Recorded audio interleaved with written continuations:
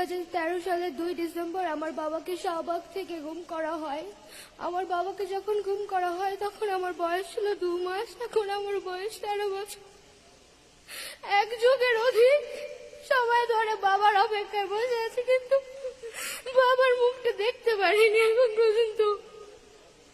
এই ছবিটা ধরে এই 13 বছরে অনেক জায়গায় গিয়েছি এবং অনেক বক্তব্য দিয়েছি, কিন্তু বাবার খোঁজ পাইনি এখনো।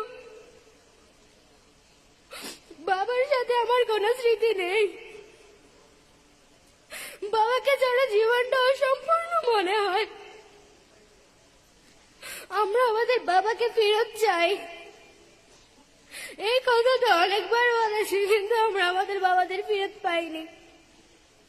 তারেক রহমানের কাছে আমাদের একটাই চাওয়া, তিনি আমাদের বাবাকে ফিরিয়ে দিবেন এবং এর সঠিক বিচার করবেন।